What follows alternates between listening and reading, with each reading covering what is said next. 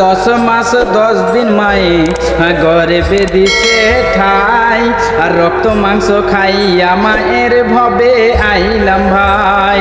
ভূমিষ্ঠ হইয়া আমি উঠিলাম কান্দিয়া, শান্ত করিল মায়ের বুকের দুধ দিয়া। মায়ের ওই প্রসবের কালে বুক ভেসে যায় নয়ন জলে রে, ও মা সন্তানেরই লইয়া কোলে, ও মা সন্তানেরই লইয়া কোলে, ভোলে প্রসব যন্ত্রণা দুঃখের দোহরদি মা, জনম দুঃখিনী মা, দুঃখের দোহরদি আমার জনম দুঃখী মা।